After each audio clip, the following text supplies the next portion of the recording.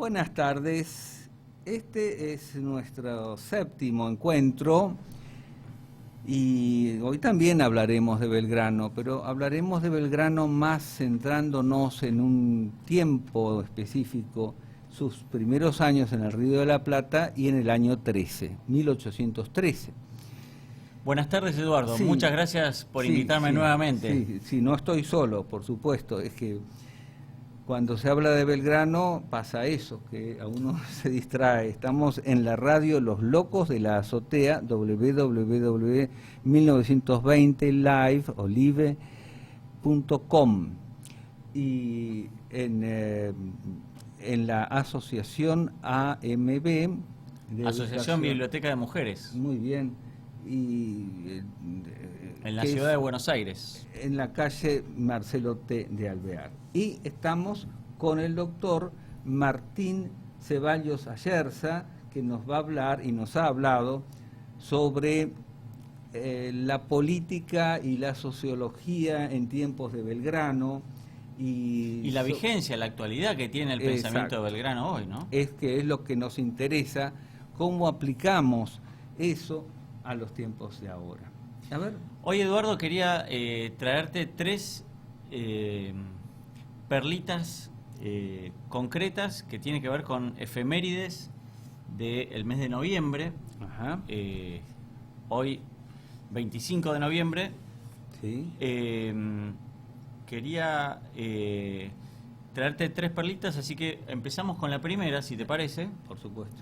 Y era para contarte que un 25 de noviembre, pero del año 1799, se celebra el Día del Marino Mercante. ¿Y sabes por qué? No. Bueno, porque se conmemora la fecha en que Manuel Belgrano, por iniciativa de él, se creó la Escuela Nacional de Náutica. Ah, sí. El 25 de noviembre de 1799.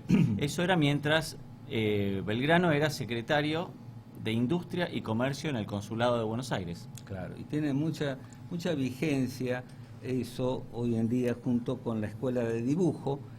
Ambas dependencias del consulado, como entidades independientes, estaban al lado del escritorio de Belgrano, porque así él podía levantarse y mirar cómo estaba desarrollándose las clases y todo. Eso funcionó hasta que ¿qué pasó?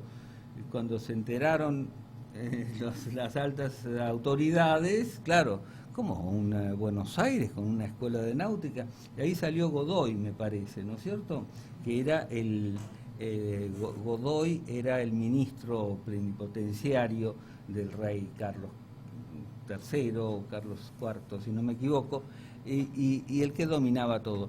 Y dijo, no, basta que eso del Río de la Plata, en el virreinato, que tengan ahí escuela y náutica y dibujo y arquitectura, y le rebotó todos los planes al pobre Belgrano, que venía con mucha ilustración, habiendo sido discípulo de Campomanes y discípulo de Jovellanos, lo mejor, porque eran los mejores intelectuales de la época. Sí, un hombre que tenía acceso a todos los libros de los ilustrados de la época, incluso libros que en ese momento, bueno, ya lo comentamos el programa pasado, que estaban prohibidos. Y él tenía una autorización especial del Papa para poder leer esos libros prohibidos a la generalidad de la gente, ¿no? De la gente. Y seguro que se leían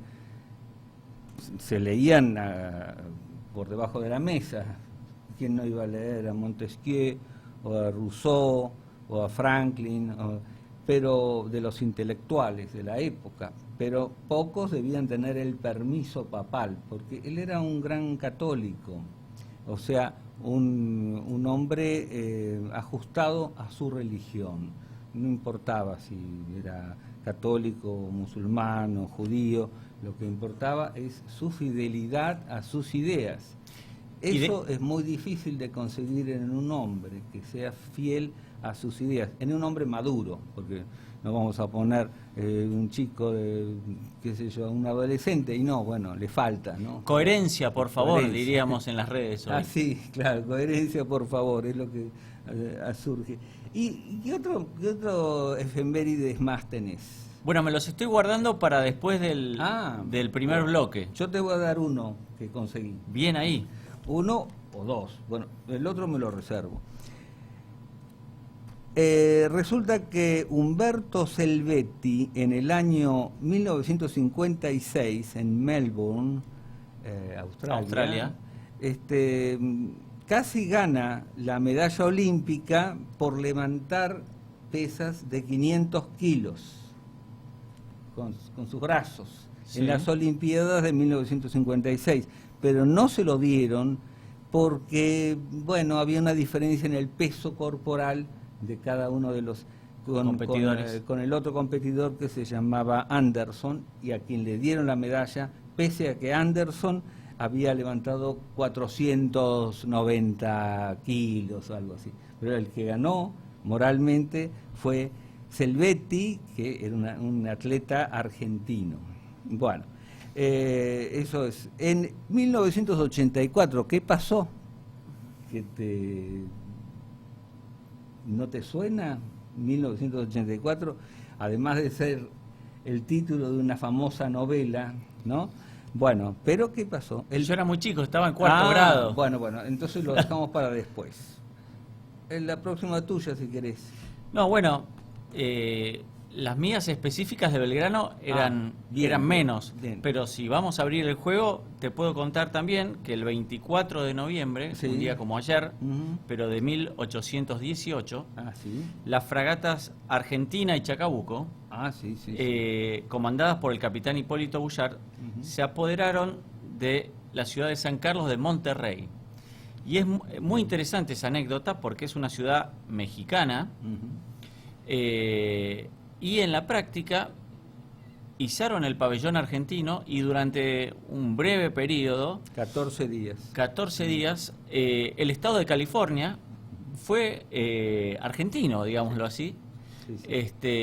Así que imagínense si hoy Los Ángeles fuera una ciudad argentina, ¿no? Sí, sería algo extraordinario. Es muy interesante porque Bullard tenía matrícula de corso. Exactamente. ¿No? Y salió con esas naves y, bueno, parando en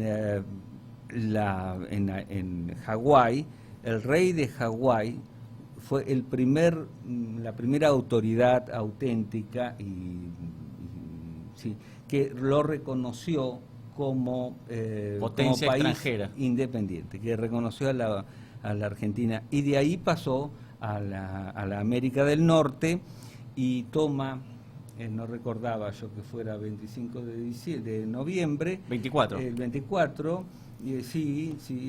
toma a San Diego, no, San Carlos Montreal, de Monterrey. Sí, a Monterrey, sí, estuve ahí en Monterrey y en Oakland, me recuerdo en el Museo de Oakland de California, que es muy cerca de San Francisco, había una referencia a eso, y en el Museo de Monterrey también, y estaban las 7 banderas de los Estados Unidos, o de California. Una de las 7 banderas es la rusa, otra es la argentina, otra la de México, porque otra es española, otra es la americana actual y otra la americana antigua de los. O sea, eran las banderas de todos los países que tuvieron soberanía, digamos, en Monterrey y California, porque Monterrey era California, por 14 días.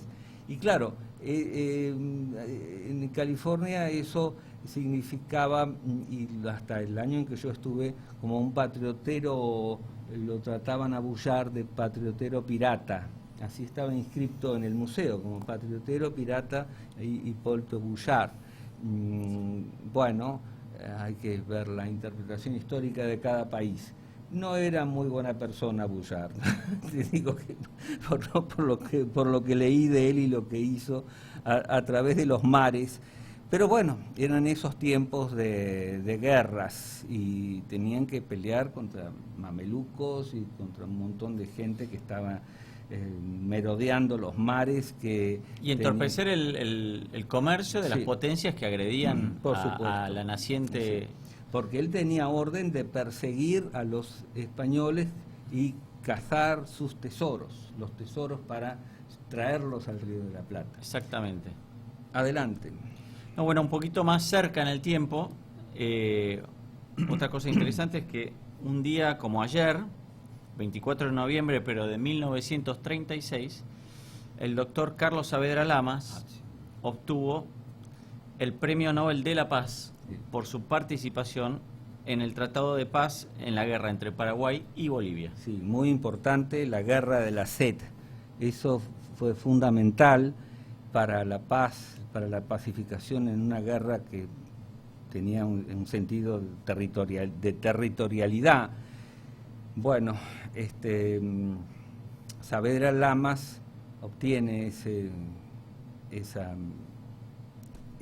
premio, y también mucho se lo debemos al doctor Maradona, al doctor José Laureano Maradona, que vivía en Formosa y que trabajó como médico en el Hospital Naval de Asunción, ¿no?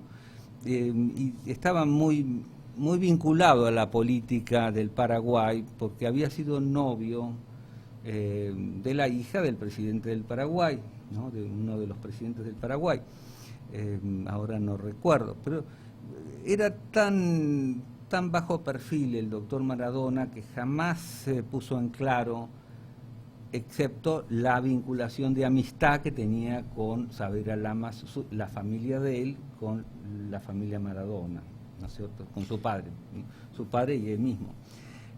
Más no se sabe.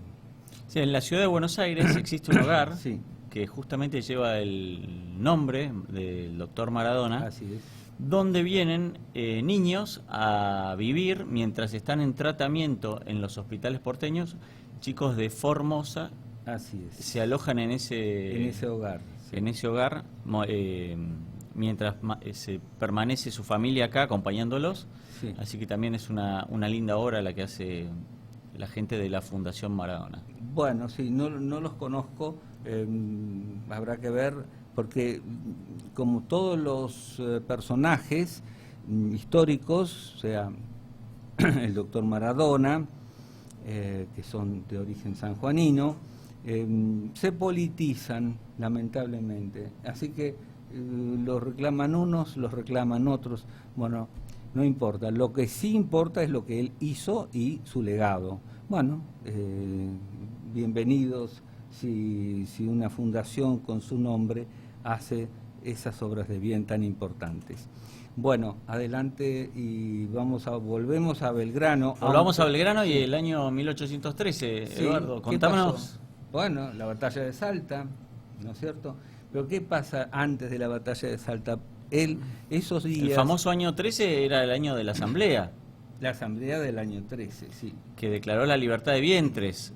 También, sí. Que también esa medida tuvo una influencia decisiva en lo que era el enrolamiento de muchos esclavos e hijos de esclavos en los ejércitos patriotas. Así es, sí, bueno. Porque le generaba una expectativa de libertad en la nación naciente, ¿no? Por supuesto, y eso muchos entraban voluntariamente al ejército como agradecimiento a esa libertad que les daban a las mujeres de poder concebir, porque los niños concebidos y nacidos el año 13 ya eran libres de la esclavitud. Fue la primera vez. Yo no sé si eso tiene algún antecedente histórico en otra parte del mundo, ¿no? Pero para mí es original. Por favor, algún historiador, porque yo no soy historiador, ¿no es cierto? En realidad mi filiación es científica, así que perdonarán si hay algún error que cometa. Bueno, seguí con el año 13. Tenemos la primera expedición al norte. Ajá. Y la batalla de Salta. Muy bien, sí, eso es muy importante. y la segunda traducción de la despedida de Washington, que la hace no la víspera, sino en los días previos a la batalla de Salta, y tiene urgencia en enviarlo a la imprenta de los Niños Expósitos para que se edite y para que todos puedan leer esa obrita que no se separe del bolsillo de cada uno, dice en otros términos, ¿no? Así lo decía, sí, que los argentinos lleven este librito bien a mano para aprender lo que dice. Sí. Claro, Belgrano no conocía quizás el nivel educativo de la gente de la época, ¿no es cierto? Porque leer a Washington en castellano, aún en ese tiempo, era una cuestión muy dificultosa, porque si bien Washington no tenía una educación elevada, había estudiado hasta los 6 años, sabía leer y escribir, tenía las primeras letras, había estudiado como el equivalente a la escuela primaria, ¿no? Pero no tenía, como Hamilton o Jefferson o Adam Smith, estudios superiores. Pero con los años él se había enculturado, se puede decir. De modo que su escritura, por supuesto que en la carta, en la despedida de Washington, está revisada por Hamilton y por Jefferson, que eran los padres de la patria de los Estados Unidos en aquel tiempo. Pero no se trataba de un tratado de política, sino de una despedida como presidente de los Estados Unidos, como primer presidente y después de una segunda presidencia. Eso es muy importante por el trato que les da a sus no súbditos, aunque cualquiera hubiera podido pensar que eran súbditos, porque el amor que le tenían a Washington, el pueblo de los Estados Unidos, cada uno de sus ciudadanos, era como si fueran súbditos en otro tiempo. Pero era una república, obviamente, una república que había elegido a Washington por 2 veces, con el 100% de los votos. Muy interesante. Y a lo que iba, sin irnos por estábamos hablando de la batalla de Salta, sí. y de por qué en esa batalla Belgrano conservó la traducción de la sí. despedida de Washington. Pero volviendo a la batalla de Salta, sí, para no desviarnos de nuestro tema, esa batalla fue bastante importante por un hecho, ¿sabes? Porque fue la primera vez que la bandera argentina presidió una batalla. Ah, claro, el pabellón argentino, después de haber sido jurado en el río Pasaje o juramento, fue la primera vez que está en una batalla, es cierto. Claro, Belgrano venía de Tucumán y venía subiendo al norte y se enfrenta a las tropas del general realista que se llamaba Tristán. Pío Tristán. Exactamente. Y esta batalla se da en la Pampa de Castañares, que es ahí cerquita de la ciudad de Salta. Y ahí está la cruz. La primera cruz, ¿te acordás cómo era el monumento primitivamente? Era una simple cruz, que es lo que manda a hacer Belgrano después de la batalla. Un montículo primario de piedras con cuadrangular, con una cruz de madera, y no sé si pintada de verde. Y hay alguna fotografía antigua, en blanco y negro, de principios del siglo XX. Y después eso derivó en el gran monumento que ahora preside la ciudad de Salta, la cruz, digamos, muy importante, ¿no? Que después le pusieron figuras, alegorías y cosas así típicas de fin del siglo XIX, ¿no es cierto? Y bueno, ahí en Salta Belgrano consigue un triunfo completo sobre las tropas realistas y realmente fue muy importante, ¿no? Fue muy importante, sí. ¿Y qué pasó con Él le da como perdones a los realistas, ¿no es cierto? Los despide. Firma un armisticio después de eso, bajo juramento de que nunca van a volver a tomar las armas contra las provincias del Río de la Plata. ¿Y qué hace con los juramentados que no cumplen después en otras batallas? Me parece que fue demasiado indulgente. No. Porque él, no recuerdo si fueron 300 juramentados, ustedes recordarán, los memoriosos. Bueno, y cuando volvían en contra de los ejércitos belgranianos, que no fue una gran proporción, un 12 o 15%, esos que habían jurado no ir nunca más contra las tropas argentinas, o todavía no eran argentinas, ¿no es cierto?, con ese nombre, pero habían jurado no hacerlo. Entonces fueron convencidos por el obispo de la otra parte, no lo recuerdo, español. Sí, el obispo de Jujuy, creo, y entonces no, que ese juramento no valía nada. Entonces Belgrano les había dicho, si ustedes incumplen, serán fusilados por la espalda. Y así lo hizo, porque encontró en otras tuvo que mandar fusilar, porque eran traidores al juramento, ¿no es cierto?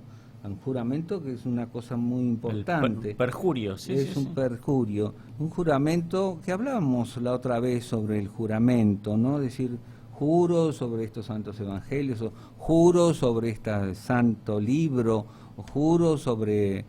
Y entonces, bueno, dejamos espacio a la música. Si te parece, Eduardo, ¿sí? Escuchamos un tema justamente relacionado con nuestro amigo Manuel Belgrano. Ah, bien. Y en 3 minutos volvemos. Perfecto.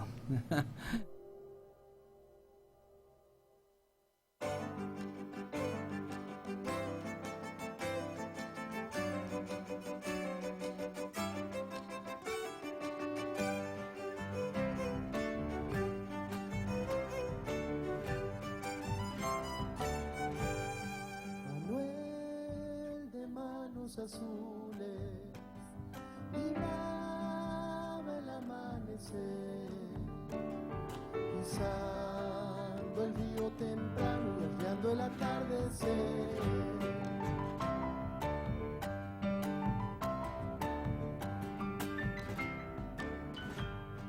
Levantando la bandera a orillas del Paraná, se vio flamear en el viento un grito de libertad.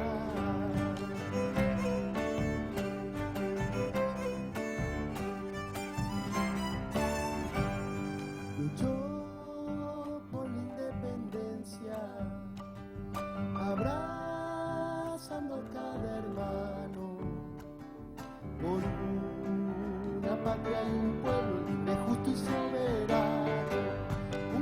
Alzaba el río y el río alzaba las manos, honradas de un hombre simple, libertador de los pueblos, un hombre Manuel Belgrano.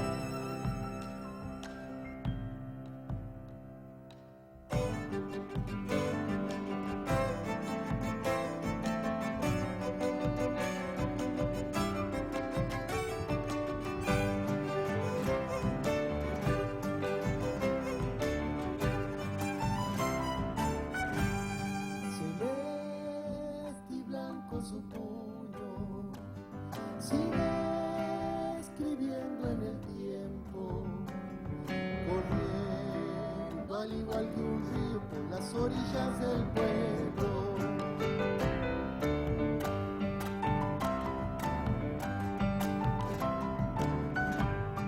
Jamás seremos esclavos que alaben otras auroras. Somos éxodo de un pueblo que está de pie en la memoria.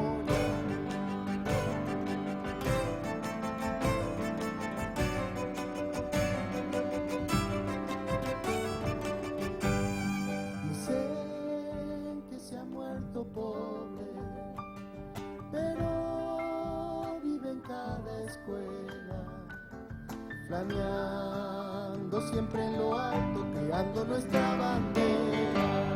Un paisano izaba el río y el río izaba las manos honradas de un hombre simple, libertador de los pueblos, el hombre Manuel Belgrano.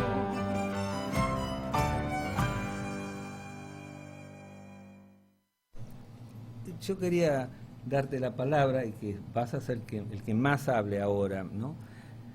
Los Estados Unidos se independizaron con, en realidad, mucha ayuda de Francia, también de España, y digamos, tenían un palenque donde rascarse, ¿no es cierto? Como decimos pero bueno, los enemigos de Inglaterra eran los amigos de Estados Unidos. Sí, claro.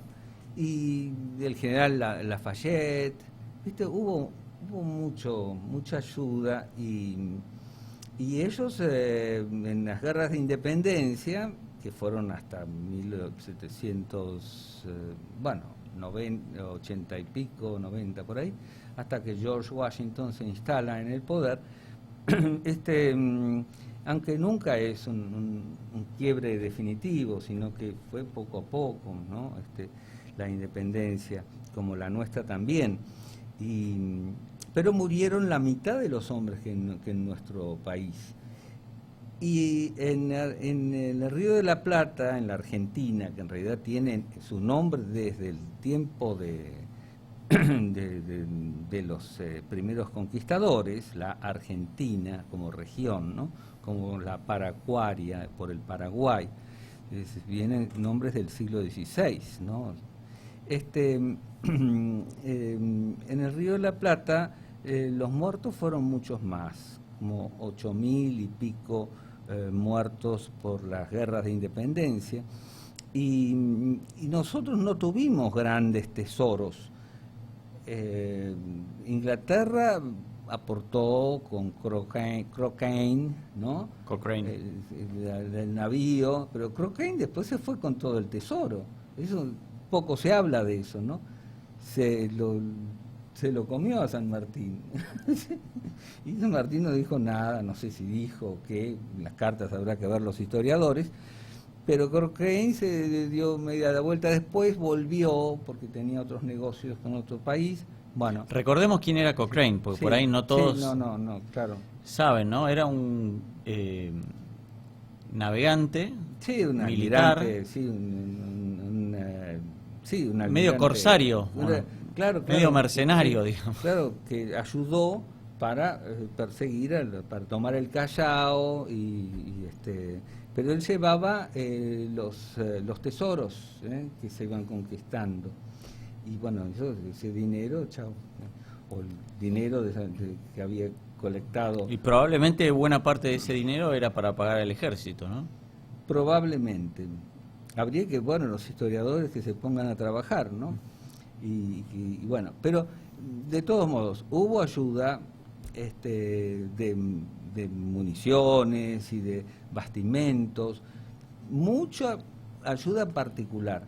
De San Juan, por ejemplo, para cruzar la cordillera de los Andes, para el general San Martín, los particulares daban mulas, bastimentos, vestidos, es decir, ganados para el cruce, pero no poco, porque recuerdo que justamente que hemos recordado a Laureano Maradona, él se acordaba, porque tenía los documentos, que su bisabuelo,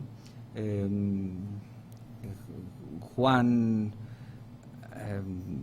bueno, de Maradona, que fue un gobernador de Francisco de Maradona, que fue gobernador de San Juan, o hombre prominente, todos esos de ese siglo fueron hombres muy importantes en San Juan, y hombres de mando, donó a San Martín un montón de enseres para el cruce de los Andes. Y así muchas familias, ¿no?, que eran adineradas.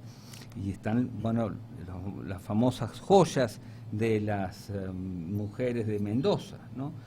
Donaron las patricias mendocinas. Las patricias mendocinas, que eso, bueno, es Remedios de Escalada de San Martín, la jefa, ¿no es cierto?, que inspira ese amor hacia la prosecución del alto fin de cruzar los Andes y dar la libertad a Chile, y después a conseguir el plan transcontinental, el plan continental, ¿no?, del que habla Terraño, aunque no hay mucha prueba, ¿no es cierto?, en el libro de Terraño, pero no importa, la idea está bien. Para liberar bien a la Argentina hacía falta liberar la costa del Pacífico también. Es lo que él ve, claro. Y se da cuenta que si no llega hasta Perú y Chile, claro, iban a volver, digamos. Exacto, sí. Esa es la genialidad de San Martín, que y fíjate, si lo hizo en España o si lo hizo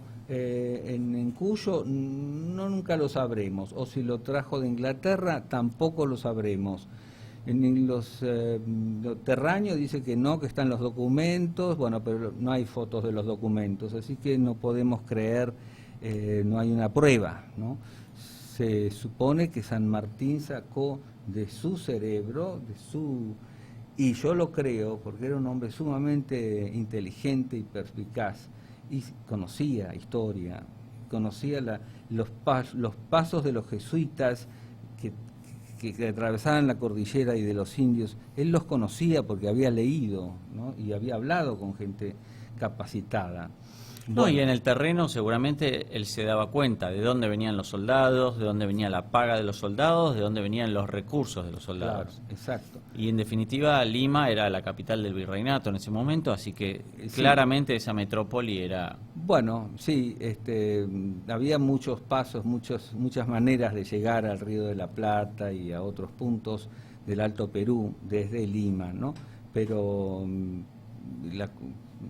Chile también, vía marítima, mayormente, ¿no? Porque está el desierto de Arica, imposible todo eso en aquel tiempo, o sí, era posible, pero costaba mucho trabajo, ¿no es cierto? Qué interesante, Eduardo, esto que decís de la colaboración de la población. Sí, ¿no? sí, porque nosotros no teníamos otro país fuerte que nos apoyara. Exactamente, y recuerdo una frase de San Martín que dice: cuando la patria está en peligro, así es, ¿no?, diciendo, no nos podemos quedar quietos.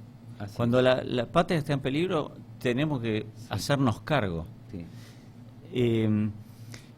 Y qué actualidad que tiene esa frase hoy, ¿no? Sí, porque tenemos ahora un país ahora estamos solitos de en nuevo. una situación brava, faltos de recursos, con problemas de alimentación, de pobreza, en las evaluaciones educativas, y sin duda la patria está en peligro, ¿no?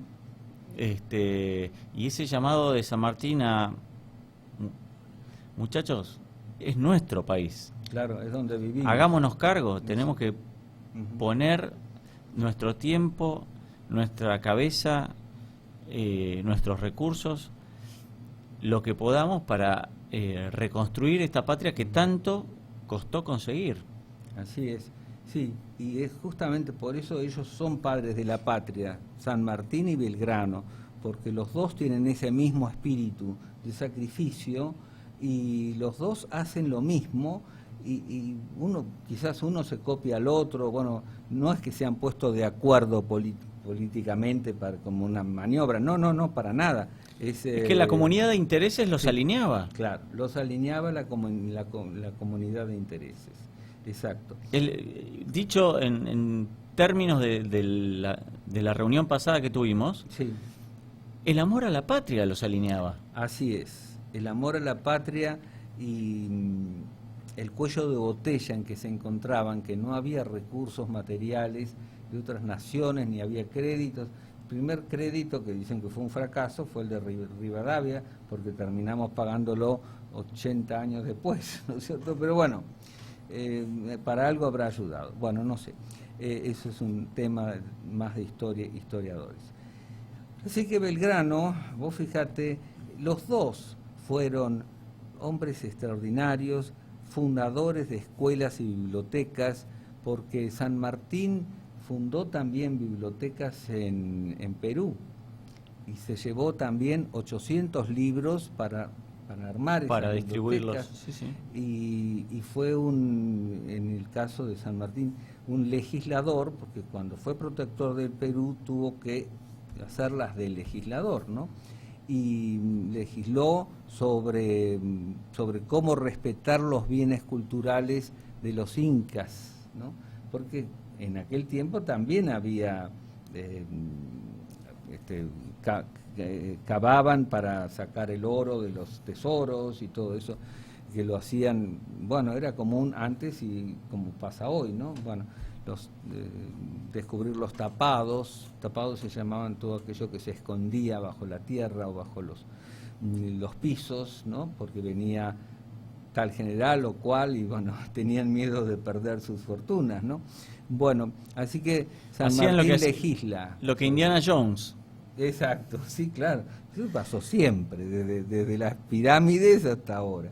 Bueno, y el caso es que Belgrano también, él lleva 800 libros o 900 libros al norte, al Paraguay, en 1810, y también, bueno, más adelante, en 1812, ¿no?, la donación de las 4 escuelas, que en realidad él dona el premio de la batalla de Salta, que es de Salta y Tucumán, de 1813, son el equivalente a 4 escuelas, ¿no es cierto? Esos 40.000 pesos es el equivalente a lo que valían las tierras, fincas que se le pasaban a nombre para la construcción de escuelas. Así es, las fincas no eran pesos constantes y sonantes, sino una promesa de pago, ¿no? Que estaban en fincas. Bueno, el caso es que Belgrano las destina a 4 escuelas, la última de las cuales se inició en 1998, la de Santiago del Estero, o se terminó de construir en 1990 y en tiempos de Menem. Sí, yo me acuerdo.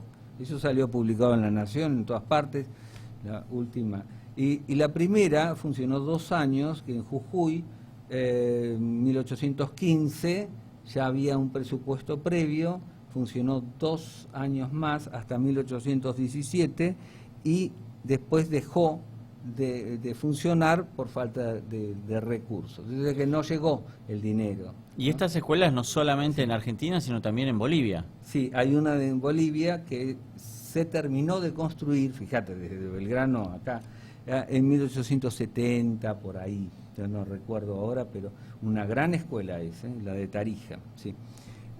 Y... Bueno, si querés volvemos a las efemérides. Ah, sí, bueno, a ver. Hace un ratito mencionabas el juramento de la bandera nacional. Sí. Y la creación de la bandera previamente. Quería contarte que el 25 de noviembre de 1842 sí, es un día en donde se ratifica por un Congreso Nacional que se lleva en Paraguay la independencia definitiva del Paraguay de lo que era hasta ese momento la Confederación Argentina. Ah, mira. Un día como hoy se independiza Paraguay de Argentina. Ajá, sí. Y se crea también la bandera del Paraguay. Mira, es un dato muy interesante con nuestros hermanos paraguayos. Bueno, el Paraguay, en términos generales, se fue aislando a partir de 1811, ¿no? Y entonces así fue también eso contribuyendo a su independencia del Río de la Plata, aunque de otros países, porque bueno, ahí estaba Brasil, el Imperio del Brasil, que tenía muchas dificultades, digamos, los paraguayos con los brasileros, ¿no? Bueno, de aquel tiempo, siempre hay que retrotraerse al tiempo en que ocurren las cosas, no podemos juzgar un hecho con el criterio actual, sino que hay que ir al criterio que se tenía en 1811, en 1810, como se pensaba en aquel tiempo, lo cual es casi imposible porque no estamos en aquel tiempo, ¿no? Y te hago otra pregunta, Eduardo. Sí. ¿Vos recordás por qué hubo un feriado la semana pasada? ¿Qué recordábamos? El 20 de noviembre. Claro, el 20 de noviembre de 1845 es la batalla de Obligado, que antes de llamarse Obligado, porque los obligados... Vuelta de Obligado. La batalla de la Vuelta de Obligado se llamaba la batalla del Paraná, ¿no? Porque fue en el río Paraná. A la altura de la ciudad de San Pedro. Así es. Pero como esas tierras pertenecieron antes o después a la familia Obligado, y ahí está su palacio todavía, se lo llamó la Vuelta de Obligado. Después de muchos años se vendió la casa, y recientemente, porque yo me acuerdo, y bueno, lo compró otra familia, no, creo que no del país, ¿no? Bueno, ese día fue, la verdad que... El 20 de noviembre. Impresionante, porque se conmemora el Día de la Soberanía Nacional, recordando esa batalla. Sí. Una batalla naval, digamos, que Argentina perdió. Ajá. Perdió pero ganó, digamos. Sí, es raro, sí, pero es conveniente poner en el contexto histórico de qué se trató. ¿De qué se trata? Porque en ese momento, 1845, Inglaterra y Francia eran las dos primeras potencias mundiales.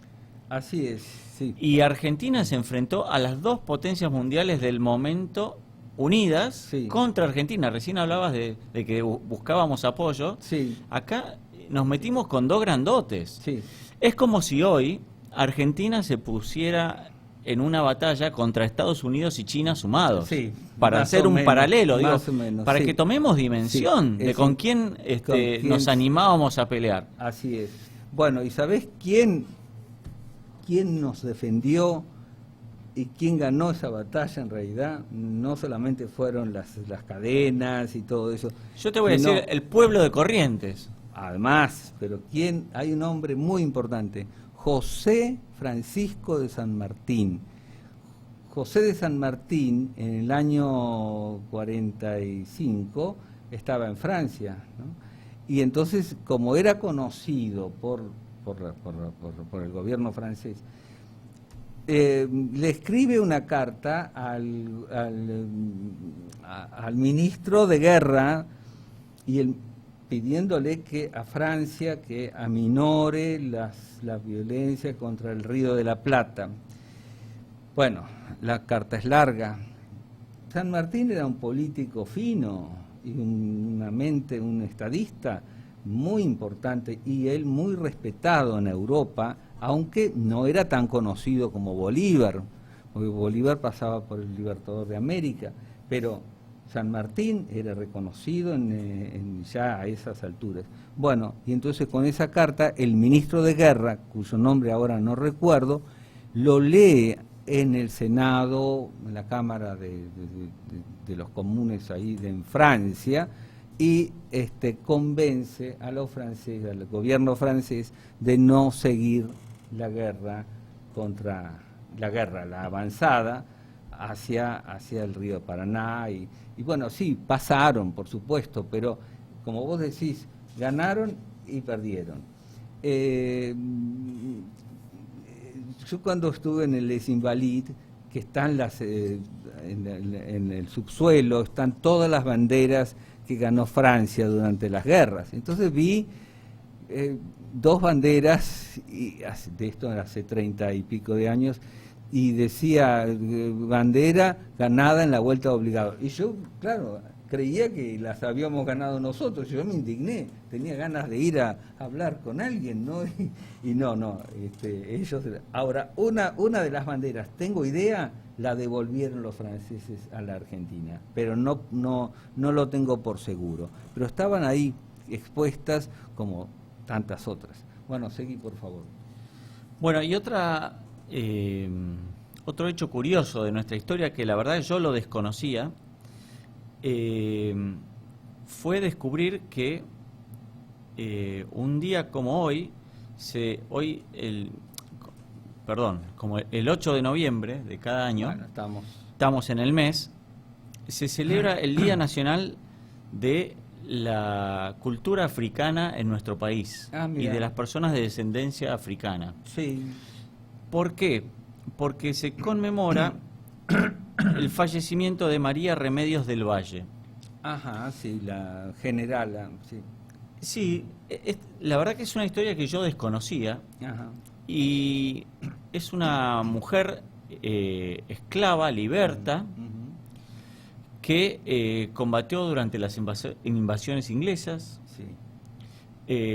Y después se fue con su marido, un hijo adoptivo y un hijo propio de ella, acompañando al general Belgrano a la guerra del Paraguay, y en la guerra perdió a su marido, perdió a sus 2 hijos, y esta mujer demostró un valor inusitado. La verdad que estuve leyendo algunos datos que trae Felipe Piña y es llamativo.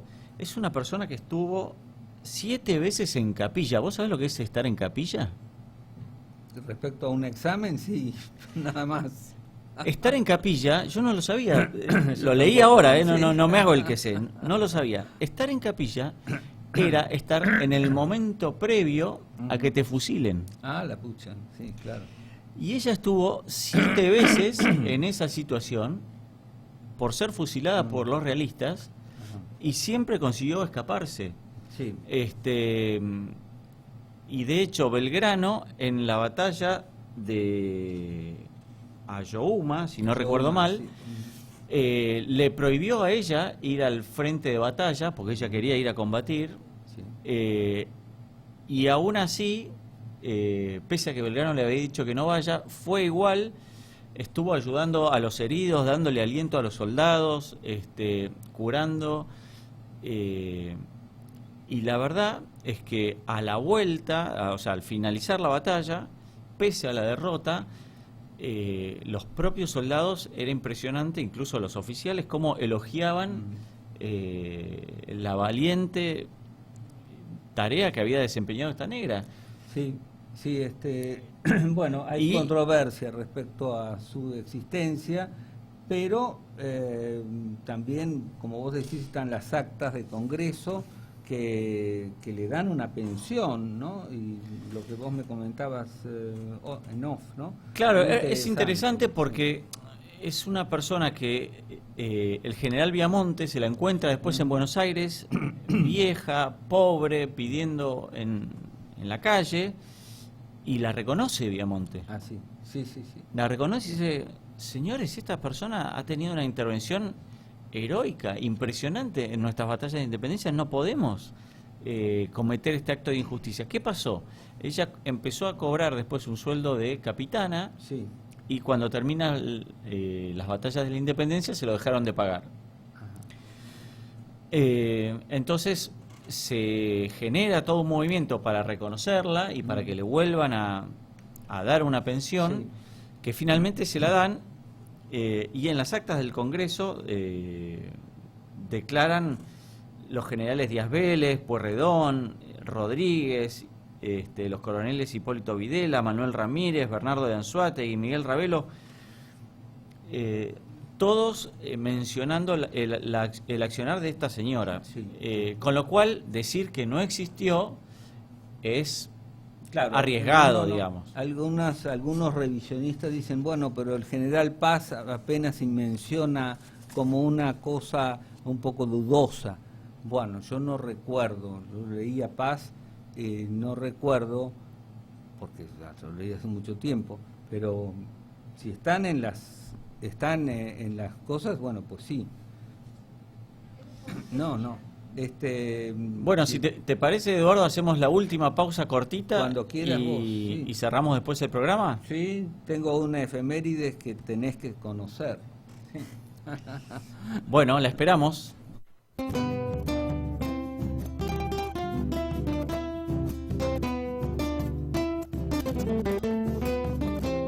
A orillas del Paraná, por primera vez la izaste, y en ese mismo lugar tu lealtad juraste.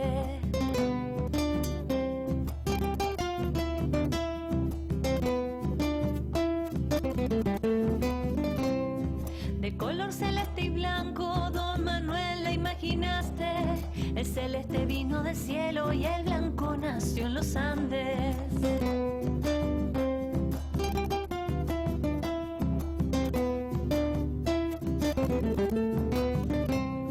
Tu vida fue ejemplo de honestidad y lealtad. También fuiste valiente por la amada libertad. Qué linda es mi bandera, qué orgullo que me da. Las gracias, Manuel Belgrano, por siempre te vamos a dar.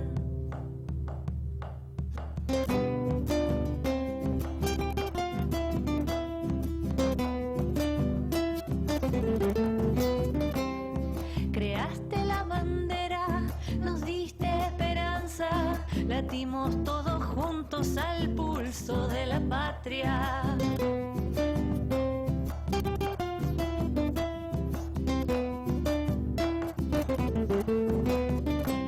Los que estuvieron presentes nos podrían relatar el orgullo que sintieron cuando la vieron flamear.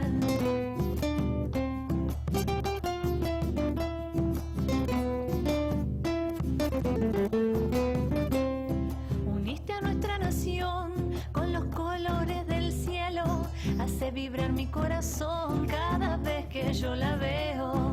Qué linda es mi bandera, qué orgullo que me da. Las gracias, Manuel Belgrano, por siempre te vamos a dar.